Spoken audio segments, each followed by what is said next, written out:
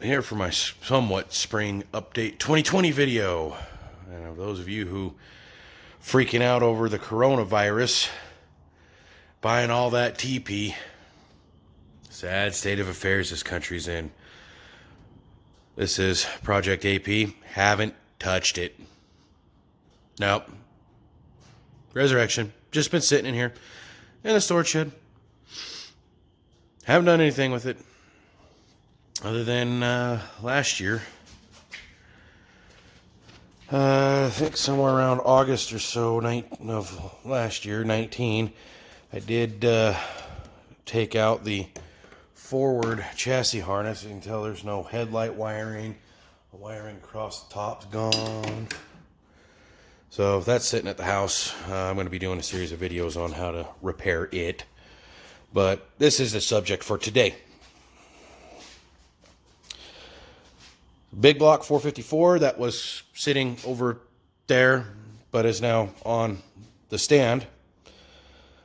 And we're actually going to get started on rebuilding this. As one of my other update videos, you guys want to go back and watch them, when I picked this engine up. So we're actually going to dive into it in a little more detail. This is a truck engine, 4-bolt main caps, big bolts too.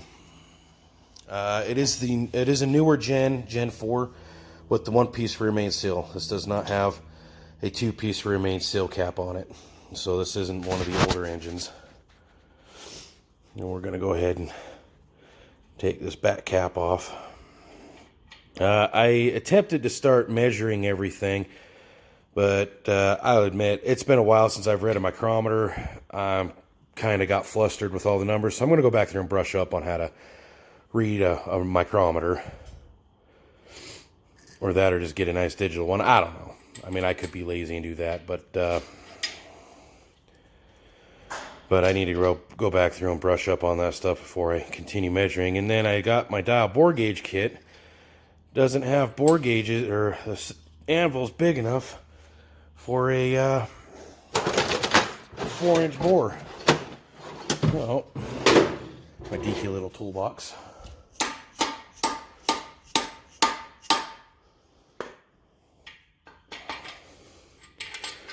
And all the bolts are out.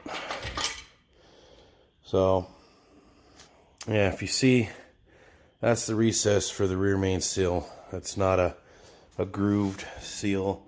Now, it looks like you could possibly put a regular main seal in there, but I don't know. So, I'll just set that back there. Trying to do this with my camera on one hand is a bit difficult. Sorry if my fingers are getting in the way.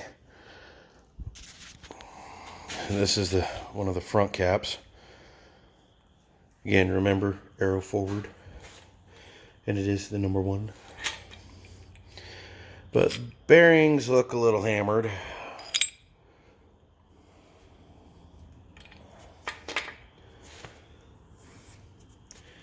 And looking at that, the bearings do look a little hammered. I mean, you got to get down to the copper there.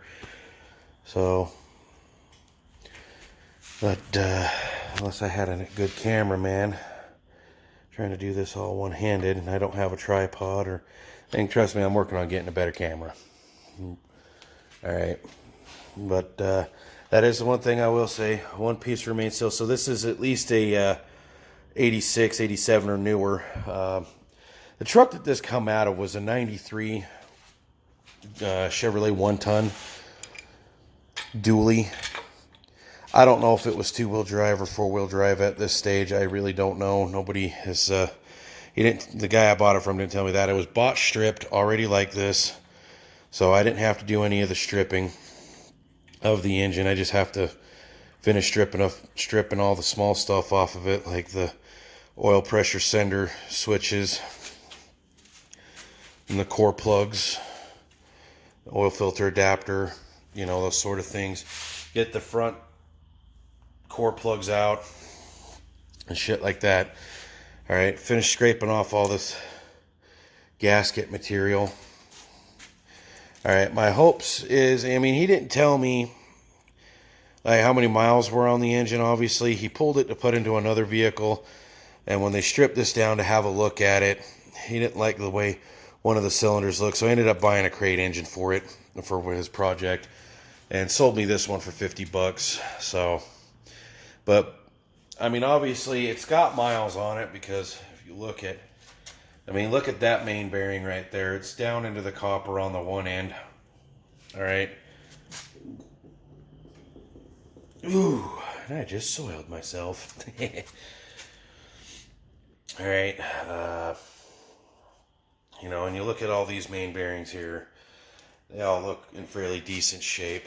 I mean, we'll even pop this cap off and see. I mean, they're not, obviously I'm not going to reuse them. Sorry about the light.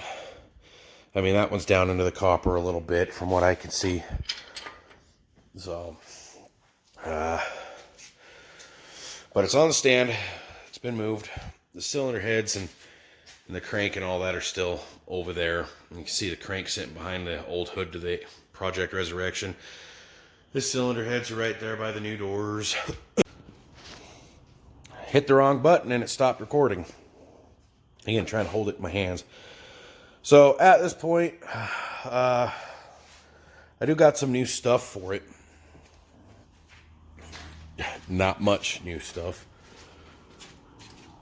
And there's my son. He looks boring. So the first new thing that I bought for the engine, and again, this build is going to be an extreme budget build. This isn't going to be some high horsepower bullet that's going to go into my truck. It's just mild stock build. All right, but the first thing I bought was this kit of core plugs from Pioneer. So comes with all the core plugs. All these are not freeze plugs. So those of you guys who keep calling these freeze plugs, they are not freeze plugs. When these blocks are casted out of molten aluminum, they need some way to get the sand out. So that's what they cast these holes in, to get the sand out of the casting, which ultimately turns into the water jacket. So yes, these are core plugs, not freeze plugs. And then it comes to all the oil galley plugs. So part of that is just going to be finishing this, and then I'm going to degrease it, scrub it myself, get it clean, get some better measuring equipment, because what I was given there, it works, but I just need to brush up on reading my micrometer. I don't have a proper dial bore gauge with the correct anvil for this big of a bore. And then trying to use a T gauge. I haven't done that since high school. I've always used dial bore gauges on all the other engines that I've ever built. So I'm going to probably try and order me a proper dial bore gauge set to read this and go from there. But from my research, anybody want to tell me in the comments, the Gen 4 454s all seem to be the same spec when it comes to journal diameter for the crank and the cam and the bore sizes. Those are really what I'm mainly concerned with, is because where this truck come out of a 93 model year, and it's got the one-piece rear main seal, which is a common thing, which is one thing that I know GM did around 86, 87 on both their small blocks and their big blocks. I just wanted to know if any of the information's changed from my research. Nothing has. Everything is still relatively the same. Even the torque specs are relatively the same between the late 60s all the way through their the Gen 4's demise, the Mark 4's demise in the 90s. So that is my spring update, and this is the start of the 454 build. All right. So while I was off camera, I took the main caps off. I laid the crank, because I'm just reassembling this engine just so I have a little bit more room in the storage shed, and discovered I'm making a correction on this. This is a two-piece rear main seal block. So this is an older gen engine. All right. So yeah, I discovered this two-piece rear main seal because I was looking at this flange right here on the crank, because I hadn't had a chance to really look at the crank in a while. I just happened to notice that this was on there when I bought it, thinking it was a one-piece. If this were a one-piece rear main seal crank, this balance flange or whatever this is. Again, I've built many engines. I've seen this part, but I'm thinking this is something to do with balancing of the engine. So whatever this flange right here is that's pressed or machined into the crank here, it was sitting right here, and I'm looking at this going, there's no way this can be a one-piece rear mainsail unless this piece comes off, and I highly doubt that. All right, I'm not claiming to be an expert engine builder here, but I know for a fact I've never seen these come off. Some cranks can. I'm not sure on this one if this piece can come off, and I don't recall ever needing to take this piece off to change a rear mainsail. So when I got to looking at the sill after I laid it in the block, discovered it is a two-piece, and this is a Velcro gasket. So whoever rebuilt this engine before definitely didn't cheap out on gaskets. One of the other things I discovered, this is a 10 under crank. I did check a couple of the rods yesterday actually, which are sitting in a box over there, still connected to the pistons on the back of the truck. And the rod journals here are a 10 under grind, and I did confirm by pulling two of the upper bearing shells out, mainly these two right here. This is a 10 under grind crank. I will be measuring this crank to ensure it doesn't need to go to the machine shop. And it doesn't, the surface looks fine. There's no visible, I can run my finger across it and it's perfectly smooth. A couple of the journals have got me concerned with a little bit of scratching, but I'm thinking I could probably clean this up with some sandpaper and WD-40 and obviously not change the dimensions of each of these and still be able to get my oil clearances. So again, this is going to be an extreme budget build engine because O'Reilly's don't pay me enough to actually build something decent. So I'm just going to go with what I can get, and it's going to be extreme budget, which means if I could clean things up myself, including the block and the cylinders, honing them myself, I'm actually going to go that route and try to save as much money at the machine shop as I can. So, but for now, until I actually get more parts and I'm able to properly measure this better, I'm just going to throw the engine back together, put it off here in the corner but things I know I can get are gaskets and seals, so I'm going to get a gasket and seal kit for it, and at least so that way at least have that stuff. I can get a camshaft and timing set because I don't need measuring for that. So, and then I'll be going from there. Once I get more stuff in, we'll take things away. Well, this is the end. I've got it mostly assembled. No gaskets, no torque specs or anything. Just kind of torqued it all, or just hand tightened everything and got it pretty much back together for now on the stand. I'm actually surprised the stand's actually holding up to it, but so at this stage, so yeah, looks pretty good right now. Old dirty definitely is not going to run. I still got valve covers here full of nuts and bolts, push rods, and other brackets that I got to come back at a later date and figure out.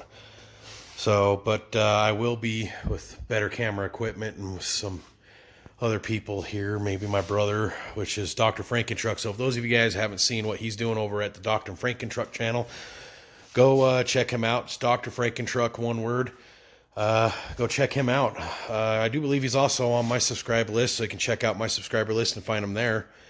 Not I'll find one of my videos. I'll put a link in the description to his channel, but check him out. He's doing some really cool stuff over there. We're going to be doing a few Ford engines. He's mostly Ford, but we'll be doing a few Ford engines. But get him to help co-host over here, and we'll be tearing this thing down. It's not going to be an actual tear down video, of what the engine was like when it was running type thing, tear down, but we'll give you the basic idea on how to organize yourself and how to, when you tear down an engine, how to do it. But I did pop pistons back in.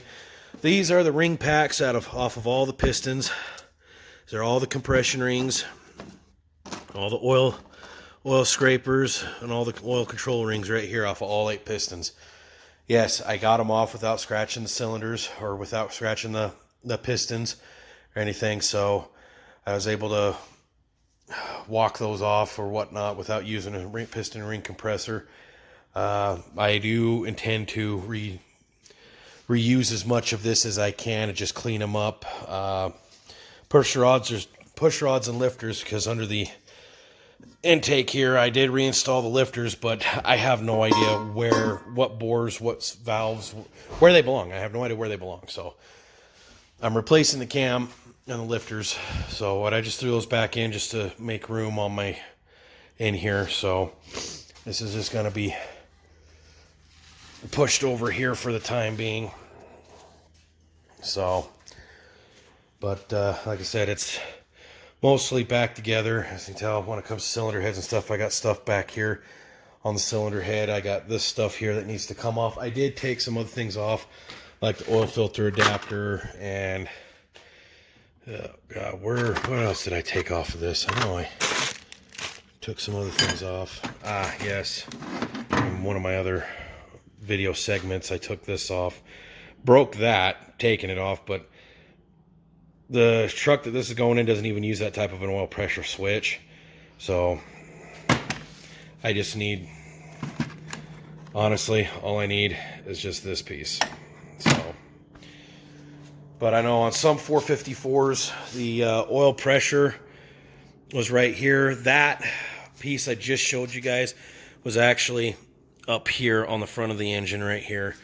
Again, because it come out of a different body style of truck, so I'm going to be readapting this to work elsewhere. It doesn't appear that there's any oil gallery pickups right here other than back here, and I don't want to put the sensor on these two main galleries here. So I'll probably put them back here on the bottom right here. Sorry about the shitty camera work. But back here. And yeah. Because the small blocks are basically right here behind the manifold, tapped in the top of the block. It won't take much for me to do the wiring to move them down here. So when I finally put this engine in this truck, when it's finally together. But yes, I got some Ford parts. Like this is the ignition module to Project Resurrection right here.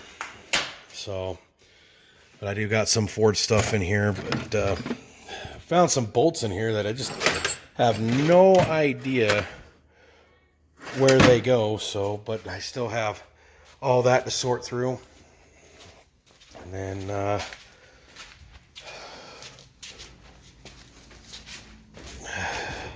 I got that, which that right there is not going back on the truck. I got two exhaust manifolds. I got a harmonic balancer. No, this is the timing chain off of the 350 that's in the truck right now. I don't know why I kept it, but I kept it. But